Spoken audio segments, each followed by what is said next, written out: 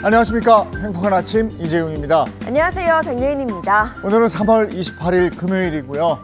어제 비가 전국적으로 좀 넉넉하게 내려줘서 잔불 다 정리되고 하길 간절히 바랬건만 이게 비가 그 정도로 넉넉하게 오지 않아서 아직도 지금 산불이 계속되고 있습니다. 정말 안타깝습니다. 이런 와중에도 봄은 오는 거죠. 어제 차를 타고 달리다 보니까 그 마른 가지인 줄 알았던 그 가지에서 생명의 싹이 트더라고요. 개나리더라고요. 네. 이 노란 개나리는 희망과 기대라는 꽃말을 가지고 있습니다. 네, 희망과 기대를 좀 가질 수 있는 그런 시간들이 됐으면 좋겠습니다. 자, 금요일에는 건강 리모델링 준비되어 있죠. 옷차림이 좀 가벼워지는 봄을 맞아 건강하게 다이어트하는 그런 방법, 어떤 것들이 있을지 준비해봤습니다. 자, 금요일의 행복한 아침 본격적으로 시작할게요.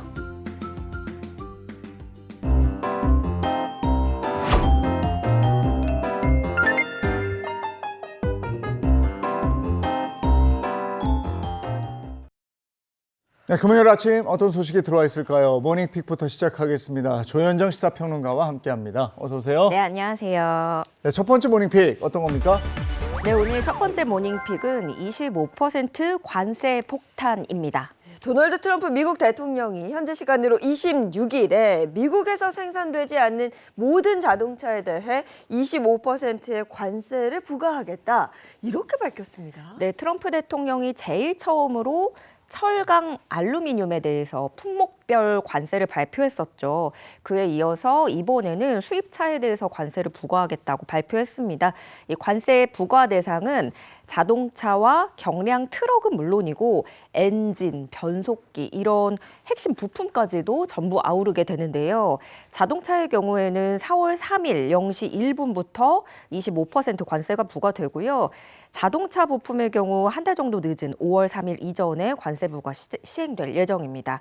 트럼프 대통령은 이런 관세 조치를 통해서 국내 자동차 및 트럭 제조 증가를 촉진하는 것 외에도 관세는 미국에 연간 1,000억 달러 이상의 새로운 관세 수입을 가져올 것으로 예상한다, 이렇게 얘기를 했습니다. 이렇게 되면 미국에 우리 자동차 수출하는 우리 기업도 타격이 있을 텐데요. 네, 일단 한국이 미국에 수출하는 품목 중에 제일 비중이 큰 게 바로 이 자동차입니다. 지난해 한국의 대미 자동차 수출 규모는 51조 원에 달하는데요. 이것은 미국을 포함한 전 세계 자동차 수출 규모의 거의 절반 수준입니다. 그렇기 때문에 특히나 한국이 받을 타격은 상당할 것으로 예상이 되는데요. 얼마 전에도 그 현대차 그룹이 미국에 대규모 투자를 하겠다, 이렇게 발표를 하기도 했는데 점차 좀 현지 생산, 미국 현지 생산을 늘려가는 추세로 갈 것 같고요. 그런데 한국 GM 같은 경우에는 여기는 그 한국이 대미 수출 생산기지 역할을 하거든요. 그래서 이러다가는 한국 공장을 철수하는 게 아니냐, 이런 우려도 나오고 있는 상황이고요. 자동차 산업에 국한된 것뿐만이 아니라 우리나라 경제 전반에 미칠 영향에 대해서 우려가 나오고 있습니다. 자꾸 이러는 게 미국에 진짜로 도움이 되는 건지 모르겠습니다. 트럼프가 자꾸 이러는지 모르겠습니다. 네. 자, 다음 모닝픽 전해주시죠. 네, 두 번째 모닝픽은 주사 부작용입니다. 주사 부작용, 어떤 주사 부작용인지 궁금합니다. 예, 요즘에 키 크는 주사 많이 들어보셨죠? 네네. 예, 일명 키 크는 주사라고 알려진 이 성장 호르몬 주사에 대한 얘기인데요. 한 매체에 따르면 성장 호르몬 주사 관련 이상 사례 건수가 최근 4년 사이 2배 이상 늘었고요. 2024년 9월 기준 1,091건, 지난 한 해 이상 건수가 2023년 건수 수치를 뛰어넘는 것으로 추정된다고 합니다.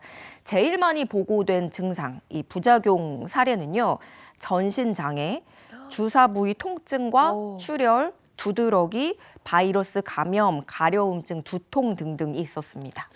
이 부작용 증상이 정말 다양한데 이거 우리 아이들한테 이런 성장 주사 맞춰도 되는 겁니까? 이게 다수 병원, 의원, 전문의들은 이런 부작용들을 인지를 하고 있지만 효과를 더 내세우는 경우도 많다는 게 문제인데요. 서울의 한 병원 성장 클리닉 관계자는 일단 맞아봐야 부작용도 알 수 있다는 거예요. 그래서 부작용이 주사 부위 통증부터 드물게는 소화 비만이 나오기도 하고 당뇨병까지 굉장히 다양하지만 사람마다 어떻게 발현이 될지 모르고 그럼에도 불구하고 효과가 확실하다 보니까 예약이 반년 이상 밀려 있는 상황이라고 얘기를 했습니다. 부모들 역시도 부작용 감수하고 치료제 처방받고 있었는데요. 주사 통증이 심해서 아이가 힘들어했지만 키가 자라는 게 보이니까 지금은 참으면서 맞고 있다. 이런 학부모도 있었고요. 네. 지역 맘카페 등에서도 빨리 맞는 게 효과가 좋다고 해서 초등학생인데도 3년째 병원을 다니고 있다. 또 혹은 부작용이 걱정이 되긴 하지만 아이의 작은 키가 더 걱정이다. 이런 글들을 쉽게 찾아볼 수가 있어요. 좀 분위기가 그런 것 같아요. 부작용이 뭐가 나올지는 모르지만 약하게 나온다면 두드러기 나고 키 큰 게 낫지. 좀 이런 분위기도 형성이 되고 저는 궁금한 게요. 근데 주사를 맞췄는데 10년 뒤에 예상치만큼 안 큰 것 같아요. 그랬을 때 물어봐도 만약에 주사를 안 맞으셨으면 그 정도도 안 컸습니다. 그렇게 얘기하죠. 예, 요렇게 해버리는 거잖아요. 네. 그래서 우리는 모른다는 거예요. 그래. 이건 정말 확인이 안 되는 분야인 것 같은데 식약처는 이 성장 호르몬 주사가 키 크는 주사라는 이 이름이 붙어버리니까 잘못 알려진 게 있고 불필요한 처방과 사용이 늘고 있다면서 오남용에 대해서 우려를 했고요. 전문가들 또한 과대 광고만 믿고 무작정 맞았다가 심할 경우에는 장애까지 얻을 수 있기 때문에 전문의를 통한 정확한 검진이 중요하다고 당부했습니다. 내 아이가 키도 좀 크고 멋지게 자랐으면 하는 부모님들의 바람은 이해가 됩니다. 근데 이걸 이렇게 주사까지 맞춰가면서 할 일인가? 사실 키 크는 방법은 아이들이 10시부터 2시 사이에는 푹 자고 있어야 되는 거거든요. 네. 근데 숙제 때문에 초등학교 고학년 애들도 12시, 1시가 돼서야 자는 이런 참혹한 현실입니다, 정말. 또 하나, 아이들이 스트레스 없이 자라야 돼요. 그리고 운동해야 되고. 그렇죠. 근데 이렇게 못하니까 그냥 딜이 주사 찔러대는. 정말. 답답한 네. 현실입니다. 네. 모닝픽 다음 소식은요. 네, 세 번째 모닝팁 짝퉁 K푸드입니다.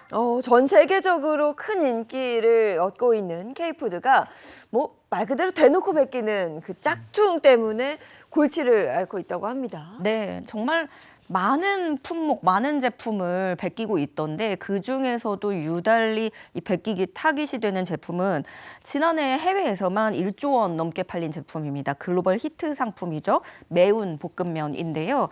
위조 상품을 보면은요. 포장지에 그려져 있는 저 닭 모양 캐릭터나 제품명도 적어보세요. 한글로 동일하게 적혀 있고 할랄 마크까지 붙어 있어요. 그래서 언뜻 보면 진짜 그냥 한국 라면처럼 보입니다. 그런데 꼼꼼히 살펴볼수록 미묘하게 다른 점이 눈에 띄는데요. 일단 기업명이 다르고요. 뒷면을 살펴보면 중국에서 만들어졌다고 적혀 있습니다. 근데 겉모습이 너무 비슷하다 보니까 마트에서 이렇게 집을 때 그것까지는 모를 것 같아요. 그래서 한국산 제품인 줄 알고 중국 짝퉁 제품을 먹는 소비자들이 많이 생겨나고 있는 겁니다. 이 매운 볶음면뿐만이 아니라 국내 인기 제품인 조미료, 당면 등도 모방의 타깃이 되고 있고요. 심지어 동남아 지역에서는요, 짝퉁 소주가 판을 치고 있다고 해요. 초록색 병에 한글 제품명이 그대로 적혀 있어서 언뜻 보면 정말 이거 우리나라 제품인데 할 수 있지만 현지 제조사가 만든 가풍입니다. 동남아 주요 시장인 베트남만 해도 유사 소주 브랜드가 20여 개, 또 제품 종류가 170가지에 달할 와. 것으로 업계는 추측을 하고 있습니다. 네. 아니 이렇게 되면 우리 기업들의 손해가 대단할 것 같은데 이거 처벌할 수 있는 방법은 뭐가 없습니까? 이게 참 문제가 뭐냐면 이런 제품에 대응할 방법이 마땅치 않다고 해요. 우리 기업들이 그 현지 법원에서 명확한 피해 규모를 입증하는 게 상당히 난항인 거고 식품업계 관계자에 따르면 이 지적재산권이 지식재산권이 침해됐다고 판단되는 제품에 대해서는 경고장 발송이라든가 행정조치에 나서고 현지 로펌에 또 관련 사건을 의뢰하기도 하고 이런 식으로 대응을 하고는 있지만 국가마다 인정하는 기준이 너무 다르고 그렇게 해서 들이는 노력 대비 얻어가는 게 별로 없더라. 좀 이런 건데요. 아까 말씀드린 그 가짜 술 같은 경우에도 자칫하면은 건강을 위협할 수 있는 것이고 이 저품질 음식으로 먹어놓고 에이, K푸드 뭐야, 소문난 것처럼 맛있지도 않잖아, 별로잖아, 먹었더니 아프잖아, 그래서 다시는 한국 음식 안 먹겠다, 이런 분위기로 갈까 봐 또 걱정되는 것도 있어요. K푸드에 대한 이미지 자체가 나빠질 수 있다는 거고, 이건 우리나라의 브랜드, 그런 이미지인 거잖아요. 그래서 일각에서는 정부 차원의 대책 마련이 시급하다는 지적이 나옵니다. 네, 이런 미조 상품 때문에 우리나라 우수한 기업들의 이미지가 손상되고 막 이러는 거거든요. 이거는 정말 보다 강력하게 대응을 좀 해야 되겠다 이런 생각이 드는 부분입니다. 자, 다음 픽은요. 네, 네 번째 모닝픽은 사흘 만에 8억 원 돌파입니다. 네, 사흘 만에 8억 원 돌파. 어떤 소식인가요? 예, 경북 의성에서 발생한 산불이 강풍을 타고 번지면서 큰 피해를 입고 있죠. 그런 가운데 목숨을 걸고 밤낮으로 진화 작업에 사투를 벌이고 있는 소방관과 산불재난 특수진화 대원들의 근로환경 개선을 위해서 사회적 관심이 굉장히 높아지고 있는데요. 이와 관련해서 근로여건 개선을 위한 모금 사업을 시작한 지 불과 3일 만에 8억 원을 돌파했다고 합니다. 전국 재해구호협회는 소방관과 산불재난 특수진화 대원들은 정작 자신들의 생명을 보호할 장비는 턱없이 부족한 현실이라면서 이제 우리가 그들의 곁을 지켜줘야 된다, 이렇게 모금 취지를 설명했습니다. 산불을 진압하기 위해서 우리의 생명을 지키기 위해서 애써주는 많은 영웅들 우리가 지켜야죠. 사흘 만에 8억 원 많은 분들이 동참해 주셨고, 근데 어제 뉴스에서 제가 참 답답했던 게 그 쓰시는 안전모 있잖아요. 네. 아니 그게 뜨거워서 그거를 벗어버렸다고 그래요. 근데 그게 여기를 지켜줘야 되는데 네. 아니 그따구 장비를 그분들한테 씌운 거예요. 아, 답답하더라고요. 그게 정말 뜨거워서 벗어야 될 정도면은 전혀 그 열기를 네. 막아주지도 못하고 쓰면은 더 이게 갑갑해져가지고 안 쓴만 못한 거를 주는 그런 상황인데, 다들 이 공감을 하시니까 누리꾼들도 정말 십시일반으로 수백, 100원 단위도 하시고요. 1,000원 단위, 수백만 원까지 할 수 있는 한에서 십시일반으로 모금에 나서고 있는데요. 기부에 참여한 누리꾼들은 적은 금액이지만 고생하시는 소방관님들께 조금이나마 도움되길 바란다, 항상 감사하다, 다치지 않길 바란다, 이런 격려 메시지를 함께 남기고 있습니다. 기부 행렬이 이어지면서 목표 금액은 20억 원으로 상향됐고요. 모금액은 오늘 오전 7시 기준, 제가 방금 전까지 확인하고 들어왔는데 16억 9천만 원 넘으면서 이제 70만 원 남기다가 또 확인하니까 60만 원 남기다가 뭐 점점 줄어들고 있어요. 그 네. 사이에 그래서 금방 17억 원 이제 돌파할 것 같고요. 전체 모금액의 60%는 방화복, 세탁기 등 이런 환경 개선을 위해 사용을 하게 되고요. 나머지 모금액은 폭염, 방한물품 지원, 심신 안정실 등 회복 지원에 사용할 계획이라고 합니다. 연예계에서도 산불 피해 복구를 위한 기부 행렬이 이어지고 있는데요. 방송인 유재석, 가수 아이유, 세븐틴, 이찬원, 배우 변우석, 김유정 등 수많은 연예인들이 기부에 동참하고 있습니다. 그런데 이렇게 국가 재난 사태, 특히 이런 화재 사고 발생할 때마다 소방관들의 처우 얘기, 제가 몇 년째 또 뉴스를 전해드리는지도 모르겠고, 그때마다 장비가 노후하다, 그리고 그때마다 우리 국민들은 정말 자발적으로 기부를 하고 계시거든요. 그런데 기부하기 전에, 이게 개별적으로 기부하는 것도 물론 좋지만 그렇게 하기 전에 국가가 먼저 이 보호를 마련해둬야 되는 거잖아요. 그래서 매년 이렇게 이렇게 반복되는 게 안타깝기도 하고, 무엇보다 더 이상 다치지 마시고 하루빨리 좀 산불이 진화돼서 무사히 일상을 회복하셨으면 좋겠습니다. 아니 지금 말씀 너무 잘해주신 거예요. 네. 아니 무슨 때마다 이 국민이 또 나서서 모금하고 네. 그 전에 왜 못하냐고요. 이래서 우리가 세금 내고 그 돈으로 그런 거 해드리라고 했는데 이게 엉뚱한 데 쓰고 이런 거 안 하고 이럴 때마다 국민이 나서서 또 성금해서 그거 드리는데 다음번에 또 이러면 또 이럴 거 아니에요. 그렇죠. 아유, 성금 내고 이렇게 도와주시는 분들 참 고마운데 그 전에 정부에서 좀 이런 거 좀 못 챙기나 그거? 아 답답해요. 자, 조현정 시사평론가와 함께했습니다. 고맙습니다. 네, 고맙습니다. 네, 이어서 날씨 알아보도록 하겠습니다. 문단영 기상캐스터 나와주세요. 네, 야속하게도 영남 지역에는 비구름이 비껴가면서 여전히 대기가 건조합니다. 여기에 전국 대부분 바람까지 강하게 불겠는데요. 어제 내린 비구름 뒤로 찬 공기가 밀려오면서 아침 기온이 뚝 떨어졌습니다. 평소보다 두터운 외투를 챙겨주셔야겠습니다. 어제 의성과 울산에는 봄비가 내려서 주불 진화에는 도움이 됐지만요. 상황이 더 나아지긴 어렵겠습니다. 영남을 중심으로 내려진 건조특보는 여전한데요. 어제 밤부터 차고 건조한 북서풍이 밀고 내려와 주말 동안 건조특보는 더 확대, 강화되겠습니다. 오늘 전국 하늘은 대체로 맑겠습니다. 다만 제주의 비는 아침까지 이어지겠고요. 낮 동안에는 동해안에 비와 눈이 내립니다. 양이 적어서 건조함을 해소시켜주긴 어렵겠습니다. 오늘 찾아온 꽃샘추위에 한낮에도 쌀쌀합니다. 서울이 12도, 청주 13도, 부산 15도로 어제보다 10도 가까이 뚝 떨어지겠습니다. 주말 동안에도 대체로 맑고 건조하겠습니다. 쌀쌀한 꽃샘추위가 이어지겠고요. 토요일에는 낮 동안 서울과 경기 동부, 강원에 약한 비와 눈이 지납니다. 오늘 미세먼지는 대체로 보통 수준입니다. 다만 오전까지 일부 서쪽 지역은 황사의 영향을 받겠습니다. 지금까지 날씨 전해드렸습니다.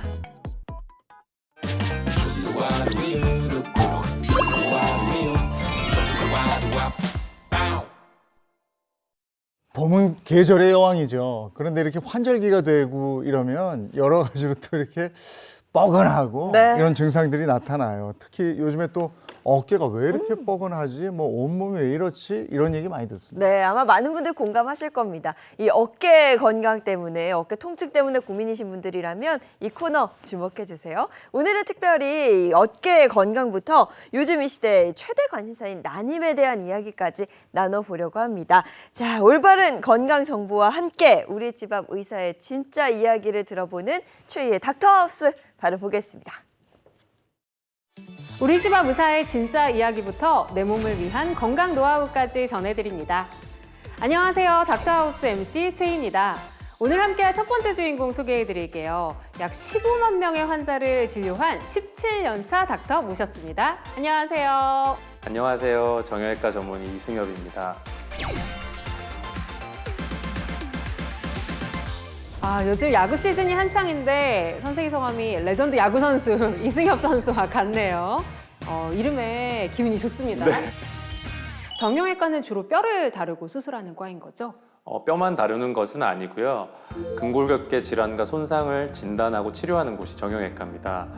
주요 업무는 관절 척추 질환과 외상의 치료, 또 스포츠의학, 재활, 운동 처방 등이 있습니다. 따라서 정형외과는 단순히 관절 척추 수술만 하는 분야가 아니라 환자의 기능 회복과 삶의 질 향상을 목표로 하는 분야입니다. 정형외과 닥터로서 최근 가장 많이 치료하는 질환은 어떤 건가요? 요즘 가장 많이 보는 환자는 회전근개 파열 환자입니다. 회전근개란 어깨를 둘러싼 4개의 힘줄인 소원근, 극하근, 극상근, 견갑하근을 말하고 팔을 들고 돌려주는 역할을 합니다. 이 부위가 파열, 즉 손상된 상태가 바로 회전근개 파열입니다. 그럼 어깨 쪽이니까 이 어깨를 많이 쓸 때 파열이 되는 걸까요? 말씀하신 것도 원인이 될 수 있고요. 회전근개 파열의 원인을 더 자세히 말씀드리면 크게 퇴행성 변화와 외상으로 나눌 수 있어요. 그 중에서도 주요 원인은 퇴행성 변화, 즉 노화로 인한 손상입니다. 우리가 나이가 들면서 힘줄이 약해지고 마모되면서 자연스럽게 파열될 수 있는 거죠. 듣기만 해도 너무 아플 것 같은데요. 이 회전근개가 파열되면 특별한 증상이 있을까요? 회전근개가 파열이 되면 증상은 주로 어깨와 팔에 나타나는데요. 팔을 들어 올리거나 무거운 물건을 들 때 통증이 아주 심해지고요. 또 팔을 움직일 때 어깨에서 마찰음 같은 소리가 날 수 있고요. 야간통이라고 하는데 낮보다 밤에 통증이 더 심해지게 됩니다. 근데 이러다 보면 그냥 낫겠지, 나이가 들어서 뭐 생기는 거겠지 라고 생각하고 넘어가시는 경우들이 많아요. 괜찮은 걸까요? 그럼 제가 질문을 하나 드릴게요. 네, 좋습니다. 회전근개 파열이 자연 치유될 수 있을까요? 회전근개 파열 저는 자연 치유될 수 있다고 생각해요. 우리 신체가 원래대로 돌아가려는 힘, 자연 치유되는 힘을 가지고 있잖아요. 자연 치유될 수 있다. 정답은 X입니다. 아, 정답은 X. 질환마다 다르겠지만 특히나 회전근개 파열은 자연 치유되기가 어렵습니다. 시간이 지난다고 해서 다시 붓지도 않을 뿐더러 완전 파열의 경우에는 1년에 약 4mm씩 파열의 범위가 점점 넓어집니다. 회전근개가 파열됐을 때 말씀하신 것처럼 통증이 줄어드는 시기가 있을 수는 있는데요. 이때는 나아서 그런 게 아니라 일시적으로 줄어든 염증 때문에 통증도 줄어들어서 그렇습니다. 이처럼 통증이 없더라도 파열은 계속해서 악화하고 있을 수 있기 때문에 주기적으로 내원하셔서 상태를 점검하고 적절한 치료를 받으셔야 합니다. 아, 만약 이 회전근개 파열로 진단되었을 경우에는 어떤 치료를 하게 되나요? 회전근개 부분 파열의 경우 약물과 주사치료, 물리치료, 또 체외 충격파, 재활 운동 등이 비수술적 치료를 먼저 시도하고요. 지속적인 보존적 치료에도 증상이 호전되지 않거나 힘줄이 완전히 끊어진 완전 파열의 경우 수술적 치료를 고려합니다. 특히 완전 파열의 경우 수술 없이는 완전한 회복을 기대하기 어렵습니다. 수술은 관절 내시경으로 진행하고요. 어깨에 약 5mm 정도의 작은 구멍을 3개에서 4개 정도 뚫고 관절 내시경과 기구를 삽입해서 시행합니다. 그럼 이 방송을 보시는 분들을 위해서 집에서도 쉽고 간단하게 회전근개 파열을 예방할 수 있는 관리법 알려주시면 좋을 것 같아요. 네, 회전근개 파열을 예방하려면 어깨 근력을 강화하고 유연성을 기르는 것이 중요합니다. 집에서 스트레칭을 하면 좋은데요. 네. 벽이나 문틀을 잡고 몸을 반대 방향으로 돌려 어깨 앞쪽을 늘려주거나 한쪽 발을 가슴 앞으로 가로지르게 하고 반대 손으로 당겨서 어깨 뒤쪽을 스트레칭하는 겁니다.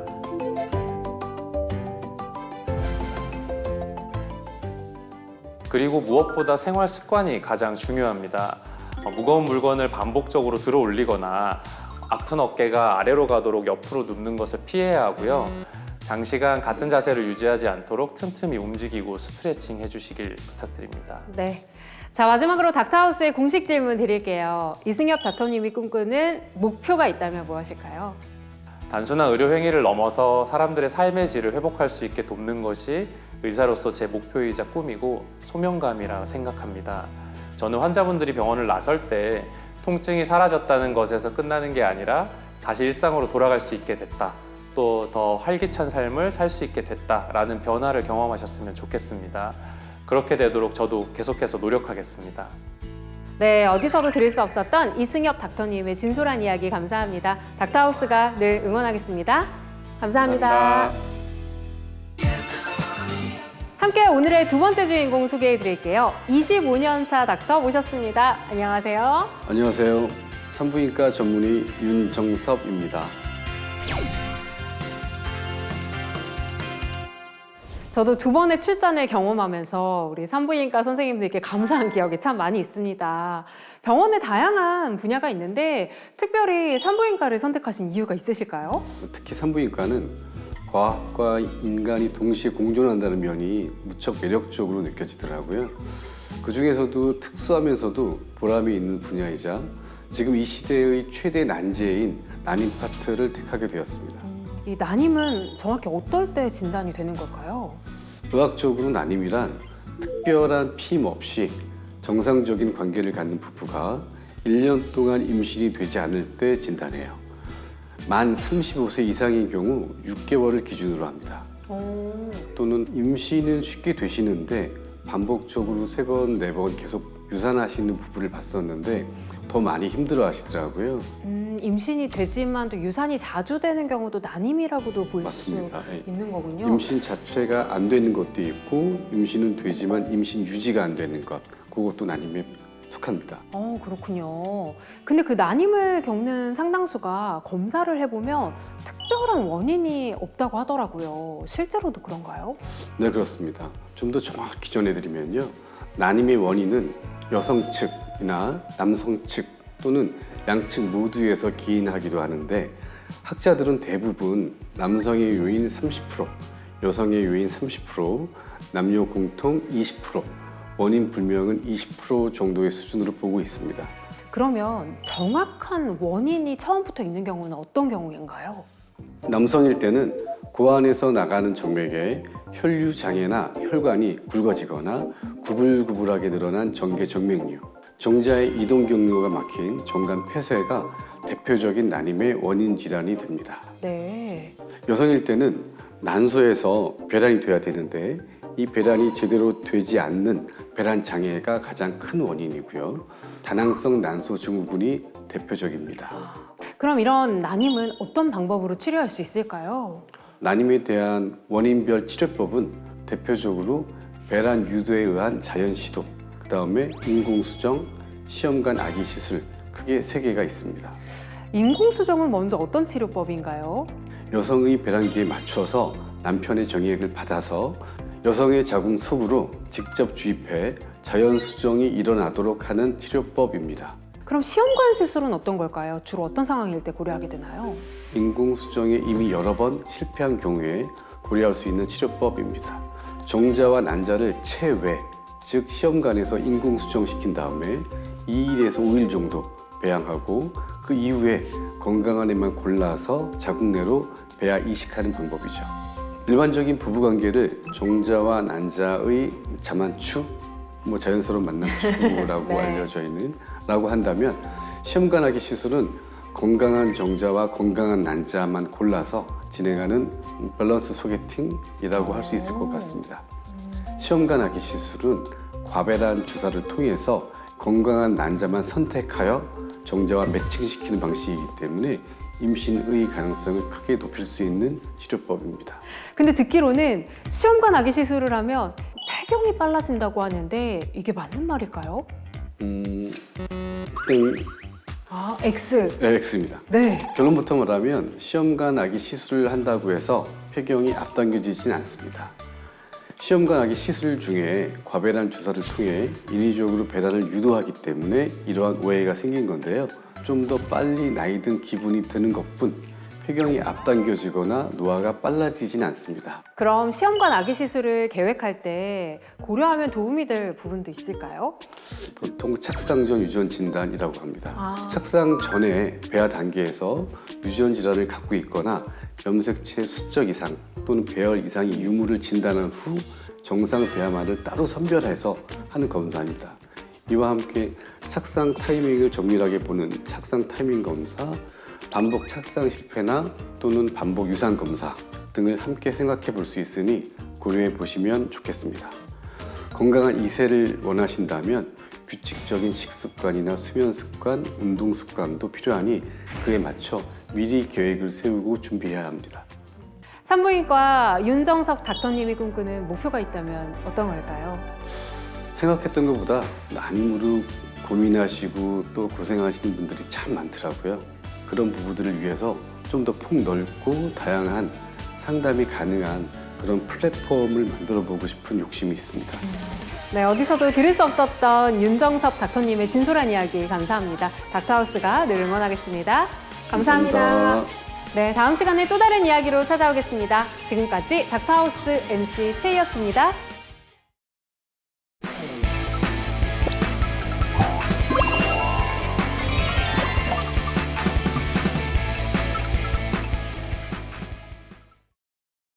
네, 행복한 아침 함께하고 계신 지금 시각이 7시 59분을 향해 가고 있습니다. 이번에 본격적으로 건강 챙기죠. 건강 리모델링 시간입니다. 네, 먼저 든든한 주치의 선생님들부터 소개해드리겠습니다. 장민욱 신경과 전문의, 민혜영 가정의학과 전문의 함께합니다. 어서 오세요. 안녕하세요. 자, 그리고 양기영 수학인외과 전문의와 개구먼 이경 씨도 함께합니다. 어서 오세요. 행복한 아침.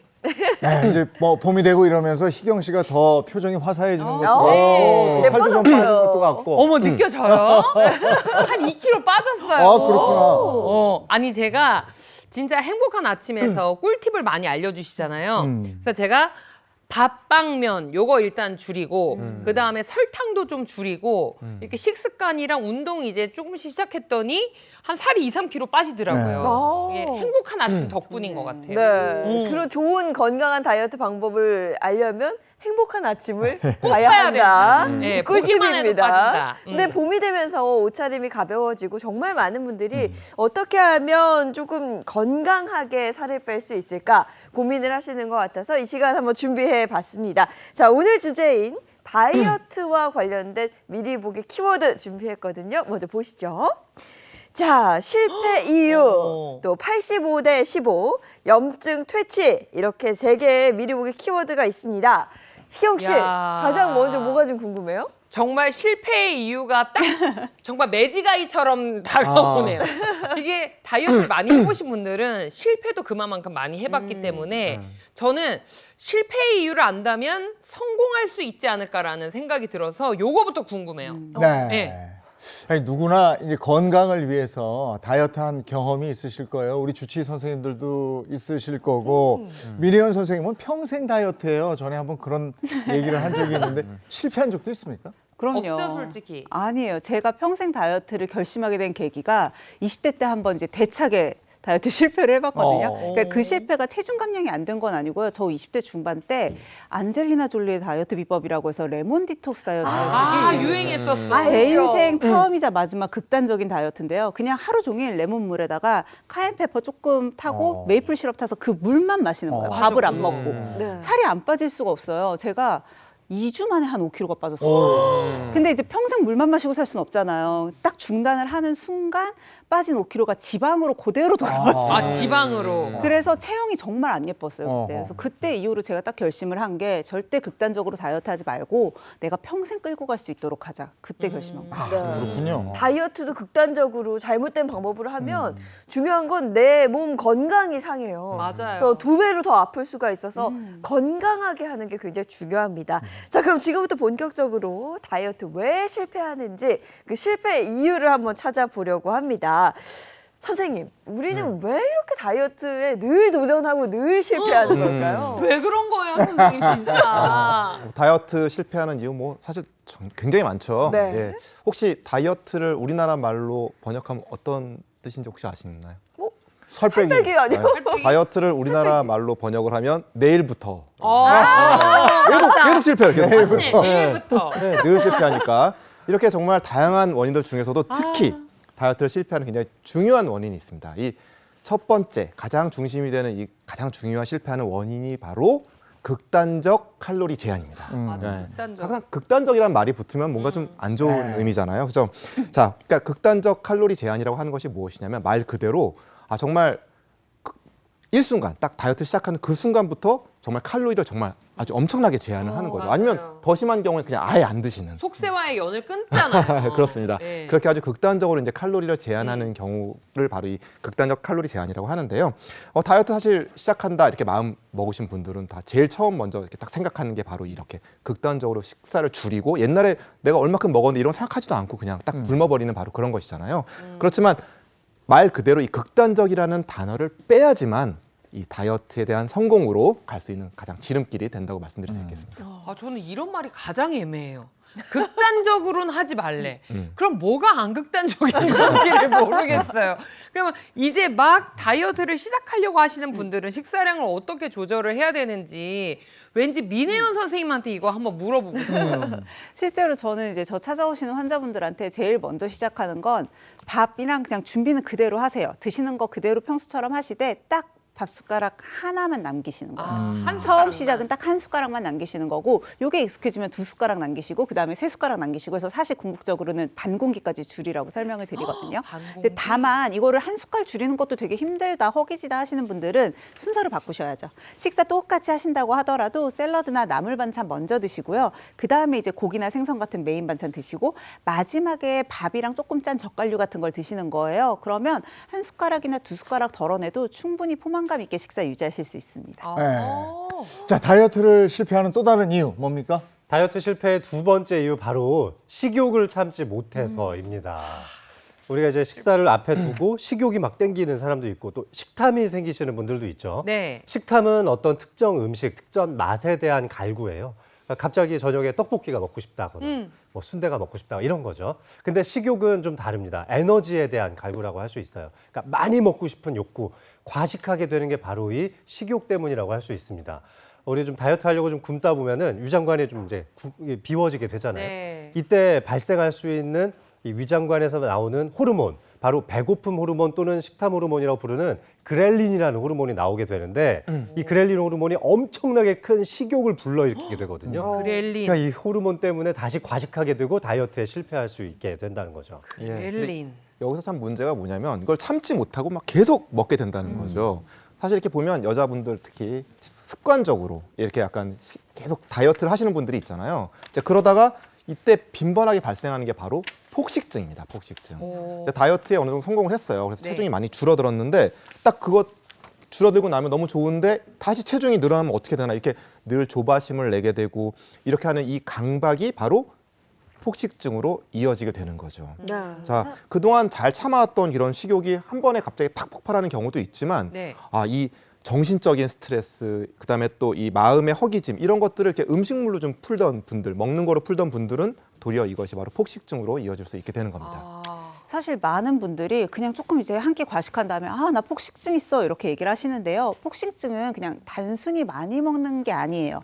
단순히 많이 먹는 걸 넘어서서 체중에 대한 강박 때문에 여기에 대한 보상 행동을 하려고 하는 거죠. 손가락을 넣어서 구토를 하려고 한다거나 아니면 뭐 설사약을 먹는다거나 또 이뇨제 같은 걸 먹어서 억지로 체중을 덜어내려고 하는 비정상적인 행동을 하게 됐을 때 우리가 폭식증이라고 하는데요. 그렇다 보니까 단순히 뭐 성인병이나 위장장애뿐만이 아니라 학습장애나 또는 여러 가지 대인관계를 기피한다거나 하는 장애들을 동반하게 되고요. 여기서 더 나아가면 우울증이나 불안장애도 생기고 알코올 의존이나 다이어트 강박과 같이 정말 만성적으로 일상생활을 이제 지속하기 힘든 여러 가지 장애들을 동반할 수 있습니다. 폭식증 겪고 계시는 환자분들 보면은 이제 감자튀김, 햄버거 같은 정크푸드 많이 먹죠. 네. 또 탄산음료나 초콜릿 같이 열량이 높은 음식도 많이 먹게 되는데 이런 분들이 이제 포만감 중추가 좀 약해져 있어서 포만감을 잘 느끼지 못하기도 하고 스트레스를 받으면 먹는 걸로 풀어내는 그런 성격을 갖고 있기도 하죠. 유전적인 경향도 좀 있고요. 영국의 20대 남성분의 사례가 한번 소개된 적이 있었는데요.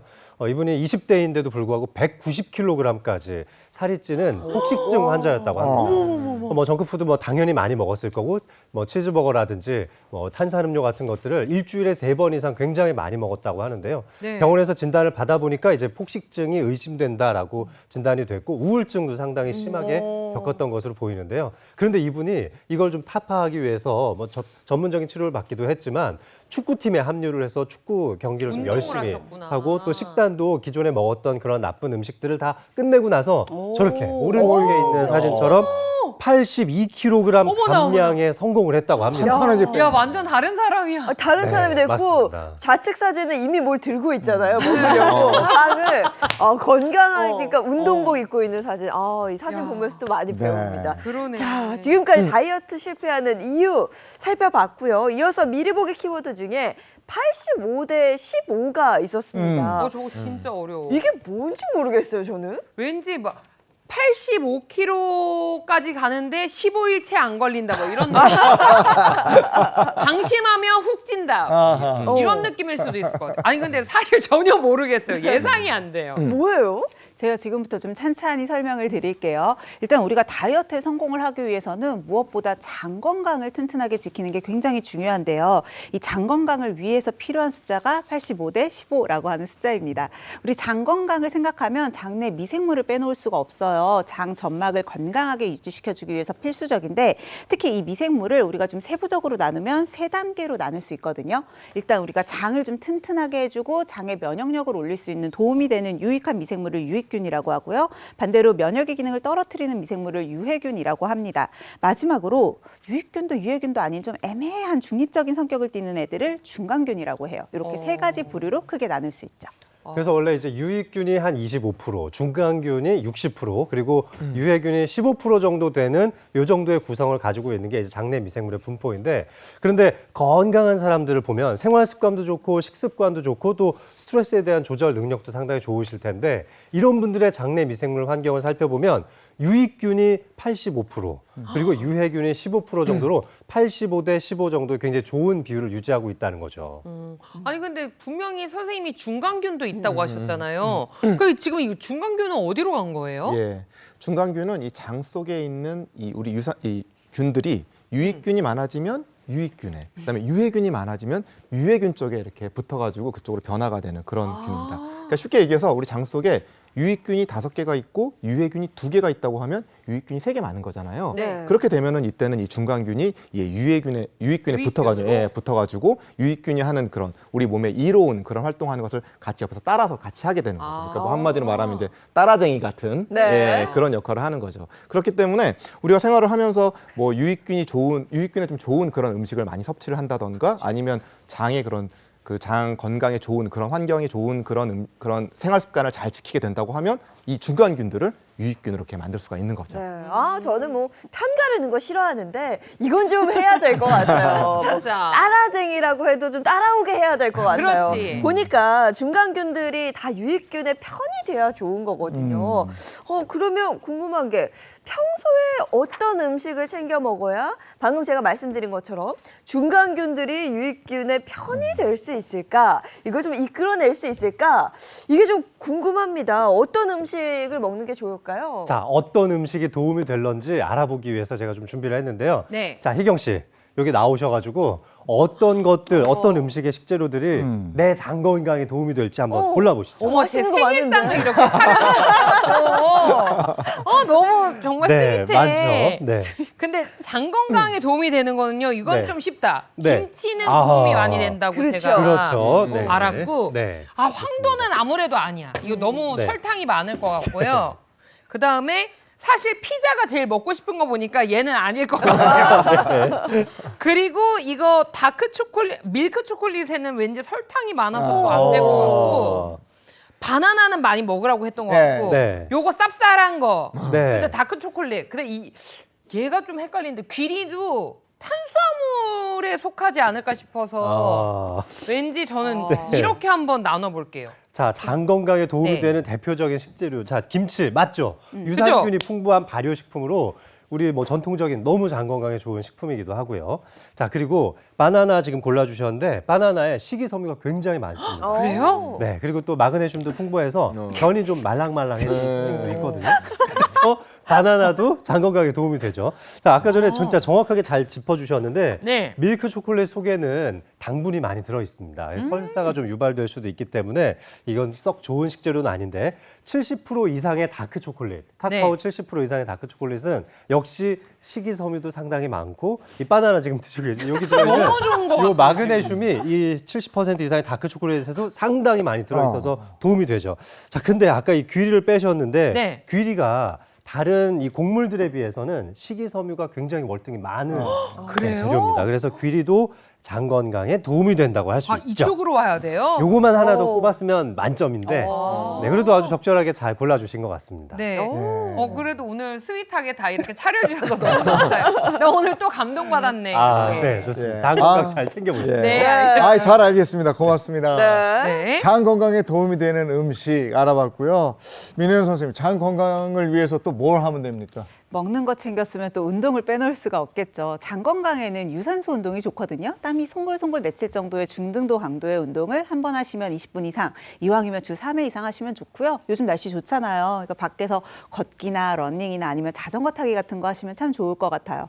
또 하나, 장과 굉장히 밀접하게 연관이 있는 장기 중에 하나가 뇌거든요. 네. 거의 다이렉트의 연관성이 있다라고 보고 있기 때문에 마음을 잘 챙기셔야 됩니다. 멘탈 잘 잡으시고 스트레스 받았을 때도 스트레스 빨리 풀 수 있도록 요가나 명상이나 나한테 잘 맞는 취미 같은 거 찾으시면 장 건강 지키는데 더 도움이 되실 거예요. 네, 운동하는 거 중요하고 또 몸에 도움이 되는 음식들 희경 씨처럼 자연스럽게 그래요 하면서 그냥 바로바로 먹고 몸에 좋은 음식 드시는 거 굉장히 중요합니다. 자, 이어서 마지막 미리 보기 키워드 살펴보도록 하겠습니다. 자, 마지막 염증 퇴치인데요. 다이어트와 염증 이게 어떤 연관이 있는 거죠? 예, 연관이 있습니다. 자, 우리 중년 이상의 나이대인 분들 뭐 사실 거의 모두라고 말할 수도 있을 것 같은데 뱃살 고민 다들 있으시죠? 많아요. 뱃살, 예, 맞아요. 정말 보기만 해도 너무 마음이 아픈 이 뱃살. 정말 이 뱃살 이게 바로 이제 복부 비만인데요. 이 복부 비만은 크게 두 가지로 나눌 수가 있습니다. 자, 뭐 여러 번 들어보신 적 있으실 텐데요. 자, 이 안쪽에 쌓이는 내장 지방형이 있고요. 내장 지방. 그다음에 이거는 그다음에 피하 지방형, 피부 밑에 쌓인다고 해서 이제 피하 지방형이 있죠. 네. 먼저 이 내장 지방형 말 그대로 지방이 내부 안에, 그러니까 내장이죠. 이 복부 안에 있는 복강 안에 이 내장 주변에 많이 존재를 합니다. 많이 알고 계시듯이 내장 지방은 이 생활 습관에 영향을 받기 쉬운데요.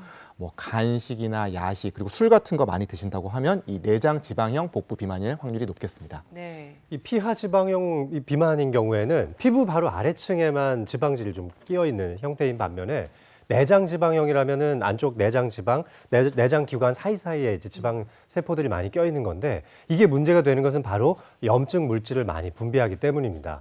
이 대표적인 염증 물질로는 이제 아디포카인과 같은 이제 염증 화학 물질들이 분비가 되는데 이렇게 불어난 뱃살 때문에 염증 반응이 촉발되게 되면 이것이 인슐린의 반응을 떨어뜨리게 만들어서 인슐린 저항성을 높이게 된다는 거죠. 네. 자, 이렇게 인슐린 저항성이 있을 때의 문제는요. 내 몸에서 인슐린이 적당하게 나왔을 때 반응을 하지 못하니까 점점 더 많은 인슐린이 나오는 거예요. 적정량보다 인슐린이 더 많았을 때는 당을 쉽게 지방으로 저장하게 되고 지방 안에서도 지방산의 분해가 잘 되지 않습니다. 분해는 억제하면서 축적을 도와주게 되거든요. 즉, 내 몸에 이렇게 염증이 많아진다. 그러면 다이어트를 해도 살이 잘 빠지지 않는 상태가 되는 거예요. 우리가 다이어트를 할 때 식욕이랑 싸우는 것만으로도 힘든데 여기에다 염증까지 더해서 내 다이어트를 더더욱다나 반대하고 또 이걸 방해하게 된다는 거죠. 이게 염증이 정말 생명을 위협할 수도 있다 이렇게 말씀을 드렸잖아요. 네. 자, 이게 우리 몸에 염증이 가득 쌓이게 되면 이게 뭐 다이어트에 방해가 되는 것은 물론이고요. 우리 몸에 정말 심각한 그런 여러 가지 각종 질병을 유발할 수 있기 때문인데요. 예, 만성 염증은 각종 암이나 심장병 지금 보이고 있죠. 그다음에 네. 뭐 신장 질환, 당뇨병 등의 이 발생 위험을 크게 증가시키고요. 여성분들의 경우에는 이 갱년기 이후에 이런 복부 비만 또 이렇게 체중이 증가를 하면서 이게 하체에 큰 압력을 주게 되죠. 네. 그렇게 되면 이제 발목이나 아니면 무릎 같은 이런 관절에 영향을 줘서 이런 관절 질환들을 유발하거나 악화시킬 수가 있습니다. 그렇기 때문에 다이어트 성공뿐만 아니라 내 몸을 정말 건강하기 위해서는 이런 내 몸속에 있는 염증을 퇴치하는 것이 정말 필요합니다. 근데 내 몸속에 염증이 얼마나 있는지 이걸 눈으로 확인하기가 어렵잖아요. 네, 거의 확인 못 못하죠. 하는데 이거 할 수 있는 방법 없습니까? 내 몸에 좀 만성적인 염증이 있는지 제가 아주 간단한 자세로 한번 알아볼 수 있도록 도와드리려고 하는데요. 네. 그냥 자리에 앉은 상태에서 우리 모두 테스트해 볼 수 있을 것 같아요. 양쪽 손을 이렇게 팔꿈치까지 다 대볼까요? 네. 이 상태로 들어 올려보세요. 그걸 어떻게 들어올려요? 아니, 아니 붙이는 것도 힘들어 죽겠는데 아니, 이게 올라가요? 이게 쓰지 말고 올라가야지? 들어 올려서 여기서 이제 내 코랑 입까지 야, 이게 가? 옆에서 너무 컥컥거리는데 아니 근데 장민욱 선생님 많이 올라가. 되는 것 같아요 지금.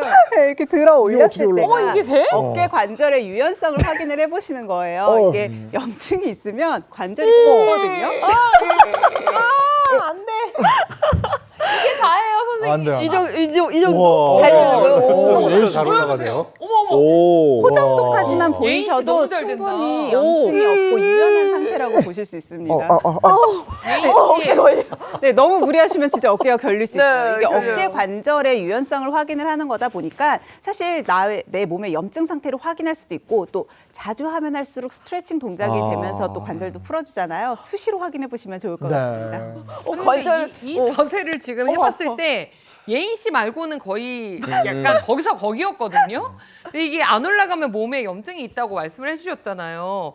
그럼 이제 이 염증을 퇴치하려면 이제 어떻게 해야 되는 거예요? 네, 저부터 염증을 좀 줄여야 될 것 같은데요.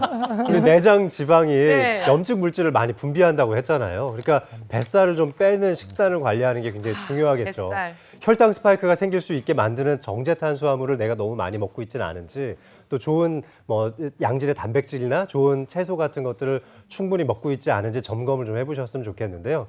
우리 점심 한 끼만 바꿔도 굉장히 건강한 식단을 챙길 수가 있죠. 뭐 예를 들면 오늘 점심 같은 경우에는 좋은 지방이 많이 붙어 있는 불포화 지방이 많은 좋은 생선, 뭐 조림이라든지 생선 구이 같은 거 한 그릇 같이 먹으면서 그리고 또 요즘 봄철 제철에 나오는 여러 가지 쌈채소들 곁들여서 먹다가 식사 시작한 지 한 20분 정도 지나면 그때부터 조금씩 밥을 먹기 시작하는 건데요. 아까 한 숟가락씩 좀 덜어내고 먹으라고 했잖아요. 네. 그러니까 한 공기 다 드시지 마시고 조금 덜어내고 한 반 공기 정도만 먹고도 좀 포만감을 느낄 수 있다면 정말 훌륭한 식사가 될 것 같습니다. 네. 알겠습니다. 이번에는 다이어트에 성공한 것은 물론이고 잘 유지하고 있는 분을 만나볼 텐데요. 본격적으로 만나기 전에 먼저 문진표 한번 보겠습니다. 자, 이름 이문영, 나이 45세이시고요. 식사 시간과 식사량이 불규칙했다고 합니다. 운동은 매일 1시간에서 2시간씩 꾸준히 하셨고 수면 시간은 하루 7시간 정도였다고 합니다. 이 다이어트에 성공하기 전 몸무게가 거의 70kg에 가까우셨고 기타 사항을 보면요. 과민대장 증후군이 있고 갑상샘암 수술을 받으신 적이 있다고 합니다. 이 장 건강도 잘 체크해야 다이어트에 성공할 수 있다 이러셨잖아요. 근데 오늘 만나볼 주인공이 과민성 대장 증후군을 겪었다 이래요. 과민성 대장 증후군이 뭡니까? 예, 과민성 대장 증후군, 뭐 과민성 장증후군이라고도 하는데요. 자, 우리가 이렇게 스트레스를 많이 받았거나 아니면 어떤 식사를 한 이후에 막 배가 푹 불어오르는 막 복부 팽만감, 복부 불편감, 통증, 그리고 배변의 장애, 뭐 변비나 설사와 같은 이러한 증상들을 나타내게 되는 이런 소화기관의 질환입니다. 그 증후군이라고 하는 단어에서 알 수 있듯이 어떤 특정한 한 가지 이유가 있는 것은 아니고 정확하게 원인이 아직 밝혀지지 않은 질환인데 사실 굉장히 많은 분들이 이 과민성 대장 증후군을 호소를 하고 계세요. 이 과민대장 증후군으로 이 우리나라에서 병원을 찾는 분들이 연간 한 140에서 160만 명에 해당을 하고요. 해당 수치는 계속 늘어나고 있는 그런 질환입니다. 이 과민대장증후군의 주요 증상 중에 하나가 복부팽만감인데요. 아무래도 가스를 많이 유발하는 식품을 드셨을 때 이게 더 불편감을 느끼실 수 있어요. 주로는 유제품류나 가공육을 아침보다는 저녁에 많이 드실 때 이 불편감이 더 심해지실 수 있거든요. 그리고 또 하나가 탄산음료 많이 드시는 습관도 역시 배에 가스가 많이 찰 수 있습니다. 그래서 내가 과민대장증후군이 있다고 하면 웬만하면 따뜻한 물을 좀 수시로 나눠서 드시는 게 좋겠고요. 또 의외의 습관이 껌 씹는 습관이에요. 껌 씹을 때 공기가 계속 들어가거든요. 그래서 내가 복부팽만감으로 불편하다 그러면 껌은 피하시는 게 좋습니다. 자, 장 질환도 있었고 체중이 자꾸 늘어서 고민이었는데 리모델링으로 장 건강은 물론이고 체중 뭐 이런 거 다 고치셨어요. 그래서 유지도 잘하고 있는 오늘의 주인공을 만나보겠습니다. 다이어트에 성공한 주인공을 만나기 위해 찾아간 곳. 그런데 지금 뭐 하시나요? 엉덩이 안에 힘주시고 다들 화려한 복장을 한 채 우아한 춤사위를 뽐내고 있었는데요. 안녕하세요. 다이어트 성공하신 분 맞으세요? 네, 저 맞습니다. 그래요? 저는 진짜 거의 1년 365일 다이어트가 일상이에요. 벨리 댄스라고 허리랑 복부를 많이 움직여가지고 뱃살 빠지는데 정말 도움이 많이 되고요. 이게 또 전신 운동이다 보니까 혈액 순환에도 되게 도움이 많이 돼요. 아랍 지역의 전통 춤인 벨리 댄스. 경쾌한 음악에 맞춰 춤을 추는 과정에서 전신 운동 효과를 볼 수 있어 다이어트에도 도움된다고요. 그렇죠. 그대로 연결, 벨리롤. 아무래도 그 벨리 댄스 의상이 좀 노출이 되는 옷이 많다 보니까 군살도 조금 보이시고 아무래도 조금 나이살이 약간 보이셨었는데 지금은 운동을 너무 열심히 하고 계셔가지고 살도 많이 빠지시고 특히 몸매 라인이 많이 살아나셨어요. 대체 체중을 얼마나 감량한 걸까요? 제가 많이 쪘었어요. 거의 한 70kg 가까이 나갔었거든요. 그래서 정말 열심히 많이 뺐죠. 지금은 그러면? 지금은 이제 50kg대 정체기가 한 번 있었는데 이겨내고 48kg를 유지 중입니다.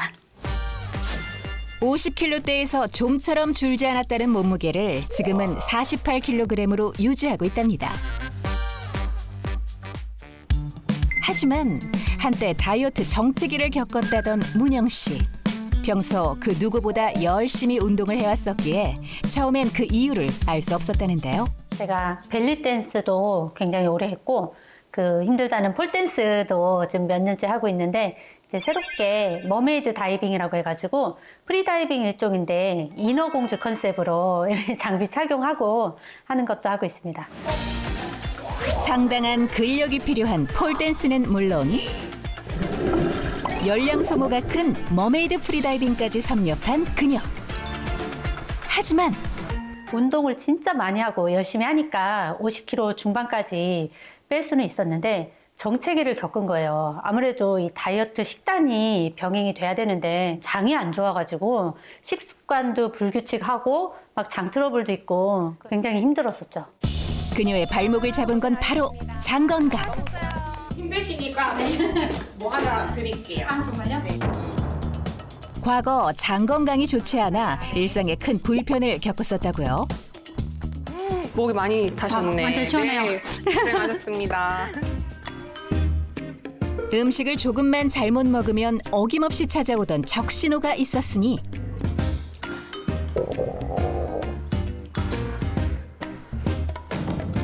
갑자기 찾아오는 배탈 증상 때문에 수시로 화장실을 들락거려야 했다는데 대체 원인이 무엇이었을까요? 요즘 말로 급동이라고 그러죠. 좀 찬 거 먹거나 아니면 뭐 유제품, 뭐 밀가루 음식 이런 거 진짜 맛있고 다들 흔히 먹는 음식들을 먹으면 바로 그냥 신호가 와가지고 화장실로 달려가는 거예요. 제가 병원에서 대장 내시경을 했는데 과민성 대장 증후군도 있고 힘든 점이 참 많았어요. 냉장고로 향하시는 거 보니까 뭔가를 좀 드시려나 본데요? 아, 요거트 드시나 봐요. 이거를 이렇게 그래놀라랑 같이 섞어서 먹으면 진짜 맛있거든요. 요즘에 이렇게 많이 드시던데. 진짜 다이어트에도 좋고 장 건강에도 좋잖아요. 네. 아, 근데 드시자마자 뭔가 배가 불편하신 것 같죠? 요거트라서 그런가? 있는 유산균은 장 건강에 좋지만 사실 유당불내증이 있으면 이게 배도 많이 밖에 아프고 화장실 중요한 약속이 있으면 그냥 하루 종일 쫄쫄 굶고 있다가 집에 오면은 안 그래야지 하면서도 폭식을 하게 되는 거예요. 그러다 보면 배 아프고 악순환이고 이게 식단 관리가 안 되니까 다이어트도 정체기에서 벗어나지 못했죠. 그래서 제가 이 위기를 벗어나려면 장 건강을 먼저 챙겨야겠다 그렇게 생각을 하게 됐어요. 장 건강을 챙기기로 결심한 후부터 꾸준히 먹고 있다는 이것. 유산균이에요. 우리 장 속에는 유익균이 85%가 있어야 되고 유해균은 15%만 있어야 장 속 그 건강 밸런스가 맞다고 하더라고요. 그래야지 다이어트도 100% 효과가 난대요. 그래서 제가 요즘 열심히 유산균 챙겨 먹겠습니다. 무너진 장 건강도 회복하고 다이어트에도 도움받기 위해 꾸준히 먹어오고 있다죠. 식습관에도 변화가 생겼다는데요. 장 건강에 좋은 음식들로 소식을 하고 있어요. 근데 제가 아무래도 운동을 많이 하다 보니까 좀 소식을 하되 포만감이 있는 음식들로 먹으려고 하거든요. 그래서 선택한 다이어트 음식은? 이게 두부면인데요. 제가 이걸로 냉파스타를 만들 거거든요. 근데 이게 포만감도 있고 장 건강에도 좋아서 일석이조예요. 두부면에 각종 채소를 곁들여 소스만 뿌리면 완성. 식사 시간에 맞춰 누군가 문영 씨 집을 찾아왔습니다. 오늘 힘들지 않았어? 잘 지냈어? 나 잘 지냈지. 운동 갔다 왔어? 그럼 열심히 땀 빼고 왔지. 열심히 하는구나. 이분 누구시지 소개 좀. 네, 저 친한 언니인데요. 저 살 어떻게 뺐냐고 너무 궁금해 하셔가지고 오늘 집에 초대했어요. 연근 샐러드까지 곁들여서 완성한 오늘의 다이어트 식단. 이게 뭐야? 맛있겠다. 냉파스타인데 내가 언니 주려고 만들었지. 단백질과 식이섬유를 고루 섭취할 수 있는 데다 장까지 편안해지는 한 끼라고요. 언니, 변비 있다며. 이게 뭐야? 이거 먹어봐. 이거 내가 먹는 유산균인데 이게 장이 건강해야 다이어트에도 효과가 있는 거더라고. 내가 장이 안 좋잖아. 그래갖고 정체기를 얼마나 고생을 했어. 다이어트 정체기에서 벗어날 수 있었던 비결을 오늘 아낌없이 알려준 문영 씨. 너가 요즘에 운동만 해서 난 이뻐진 줄 알았는데 요즘에 혈색도 좋아지고 이뻐지는 거 보니까 다 이유가 있었네? 장이 건강해지니까 확실히 혈색이 좋아지더라고. 우리 봄이니까 이제 더 화사하고 활기차게 살자고. 그러자. 언니도 화이팅이야. 파이팅!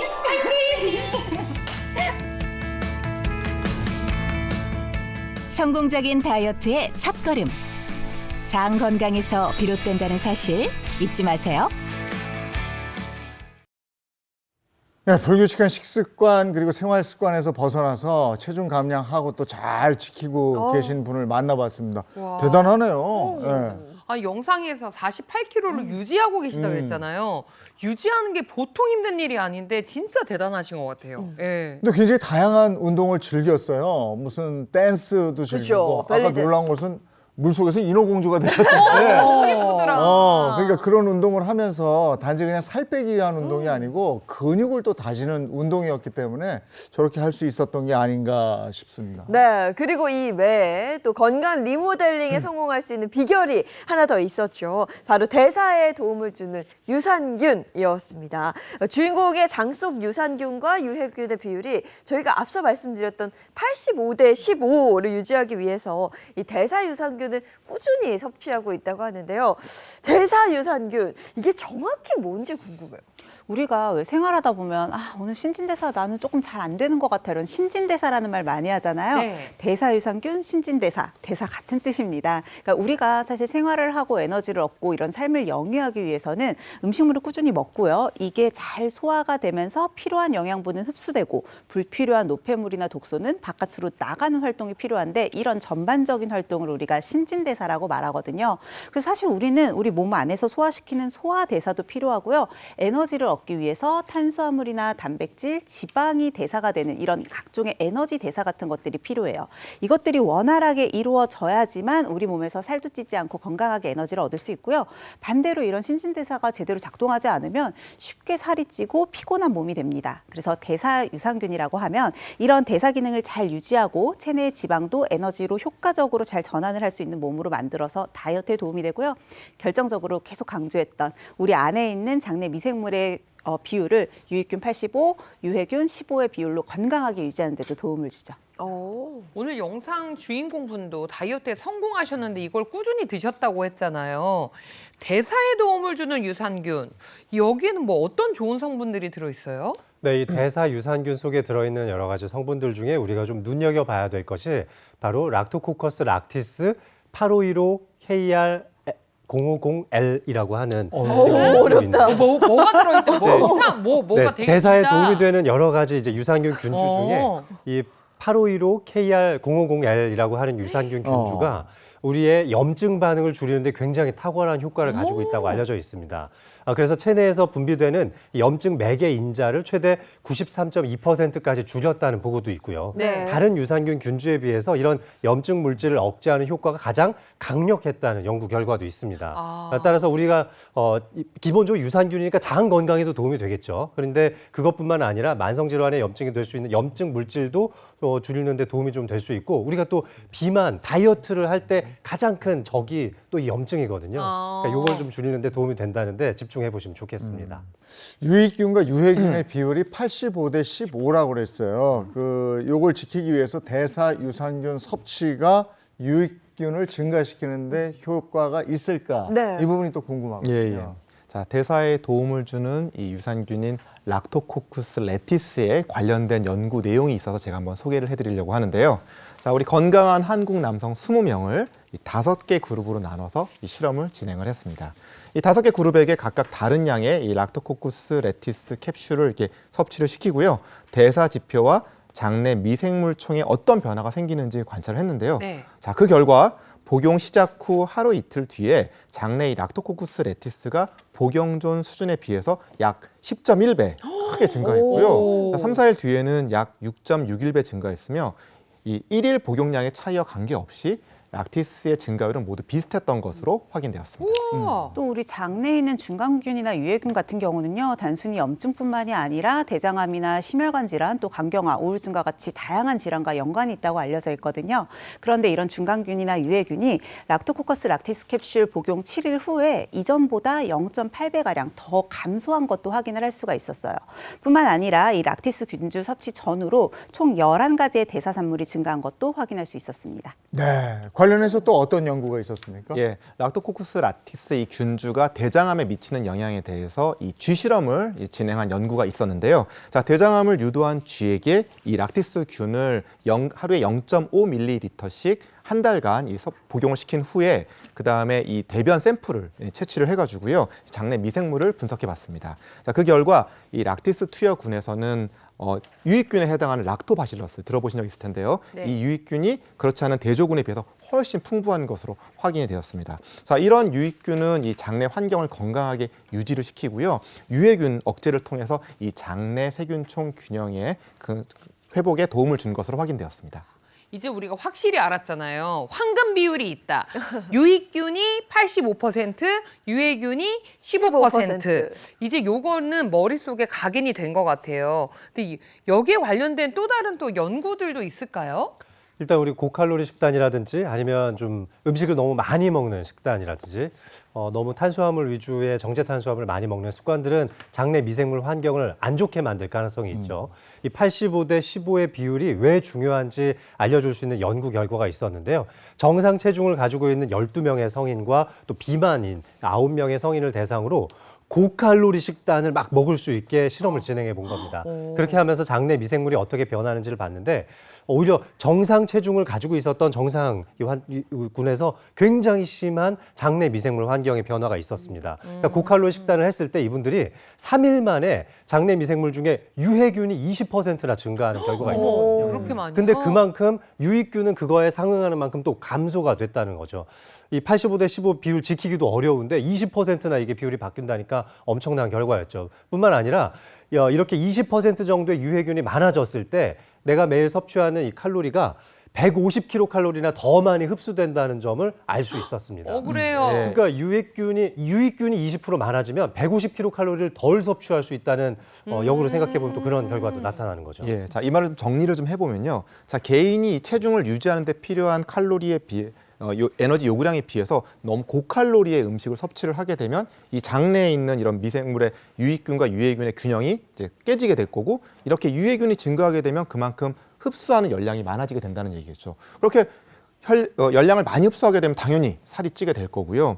그러니까 그 말은 다이어트에 성공을 하려고 하면 이렇게 이 유해균이 증가한 것은 맞고 유익균과 유해균의 이 정상적인 비율, 그러니까 유익균 85%에 유해균 15%의 이 비율을 유지하는 것이 정말 중요하다. 이것을 알게 된 그런 확인하는 그런 결과였습니다. 자, 이어서 두 번째로 눈여겨볼 균주는요, 바로 항비만 특허 균주입니다.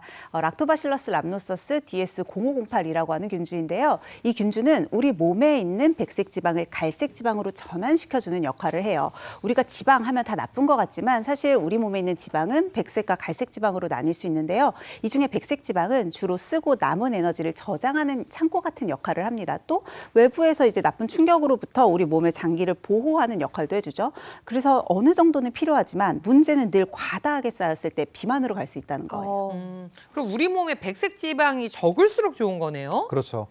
이 갈색 지방은 열을 발생시키는, 우리 몸에서 발생시키는 역할을 하는데요. 우리 몸에 나쁜 지방인 이 백색 지방을 태워서 이 열을 발생을 시키는 거거든요. 그렇기 때문에 몸에 이 갈색 지방이 많으면 우리가 어떤 그 특정한 정도의 이 열량을 섭취하더라도 체중을 유지하는 데 굉장히 도움이 되겠죠. 그런데 이 유산균 속에 있는 균주가 이렇게 나쁜 지방인 백색 지방을 갈색 지방으로 전환하는 데 도움을 줄 수 있다는 것입니다. 네. 근데 이 85대 15를 만들겠다고 혹은 유지하겠다고 많이 먹는 것도 이게 좋지만은 않을 것 같은데요. 섭취할 때 주의해야 할 점도 좀 알려주세요. 네, 특이 체질이거나 알레르기를 가지고 계신 분들이라면 개인에 따라서 과민 반응이 나타날 수 있으니까 주의가 필요하고요.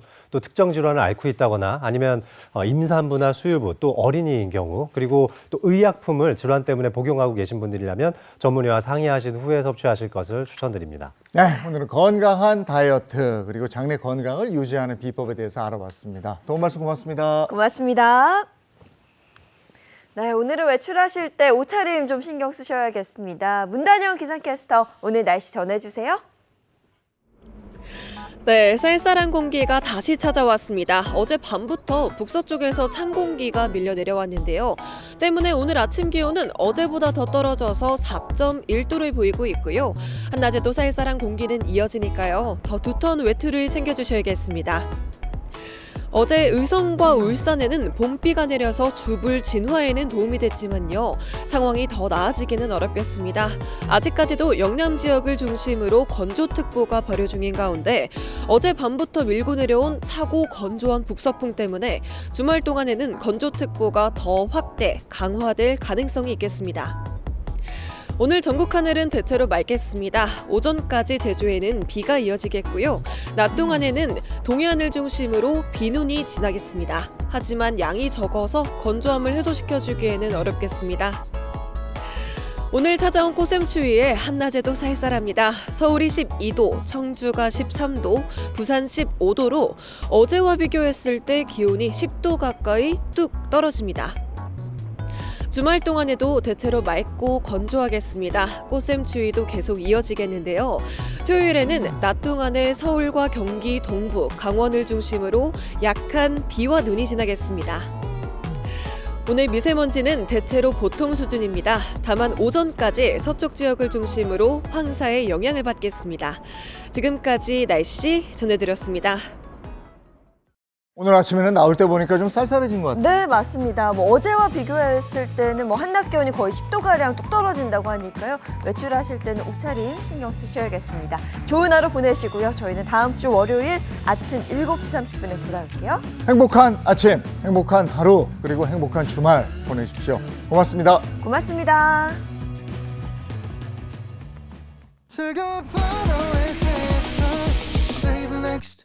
Channel A